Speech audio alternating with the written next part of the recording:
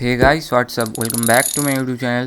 তো আমরা আজকে নিয়ে চলে যাচ্ছি একটা নতুন বাড়ি, যেখানে আমরা দেখতে পাচ্ছ কালারটা পুরোটাই শেষ করে দিয়েছি। যাতে কালারটা কিছু কিছু জায়গায় বাকি আছে, তবুও আমি ভিডিওটা নিয়ে নিচ্ছি। তো দেখতে পাচ্ছ আমাদের বাড়িটার খুবই ভালো ডিজাইন আছে। তো ডিজাইনটাকে ভালো করে রং দিয়ে সেটিং করতে হবে। তো রং দিয়ে সেটিং করার জন্য আমরা প্রথমে দেখতে পাচ্ছ প্যারাপিটের ওপরেটা খয়েরি কালার, নিচেরটা পিঙ্ক কালার, আর মাঝে অরেঞ্জ আর ইয়েলো কালার দিয়ে সেট করে দিয়েছি। তো এখানে দেখতে পাচ্ছ যেই দুটো পিলার আছে সামনে, পিলার পথে থুমগুলো যে আছে সেইটাকে আমরা টেপ মার্কিং করে ভালো করে সেটিং করে দিয়েছি, যাতে খুবই ভালো লাগছে। তো আমরা চলে যাব এবার ভেতরে। তো ভেতর দিকে যাওয়ার আগে বলে রাখি, যারা আমাদের চ্যানেলে নতুন তো তারা অবশ্যই সাবস্ক্রাইব করো, আর বেল আইকনটা দাবানো একদম ভুলবেন না, যাতে বেল আইকনটা দাবালে প্রথমেই আপনার কাছে ভিডিওটা সর্বপ্রথম যায়, আর আপনারা এইরকম নতুন নতুন বাড়ি কালার কম্বিনেশান দেখতে পান। যখনই আপনারা এই সব কালার কম্বিনেশান দেখবেন, তখনই আপনাদের আইডিয়া আসবে, যাতে আপনি আপনাদের বাড়ি কালার করার সময় ভালো করে করতে পারে। তো এখানে আমরা কীরকম কালার কাজ হয় সেটাও আমরা বোঝাই।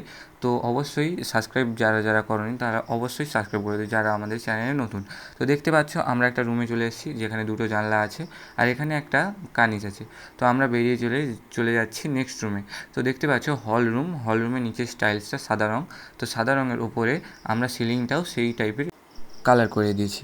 তো আমরা চলে এসেছি নেক্সট রুমে। তো এখানে একটা জানলা আছে, সেখানে দুটো জানলা ছিল, কারণ সেখানে ছিল আউটসাইড, তো এই জন্য সেখানে দুটো জানলা ছিল, অ্যাটসেট্রা।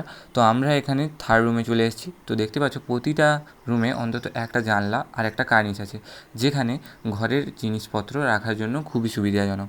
তো আমরা চলে যাচ্ছি একদম কিচেনের দিকে। তো দেখতে পাচ্ছ স্টাইলের সাথে আমাদের বডি কালারটা খুবই ভালো ম্যাচ খেয়েছে।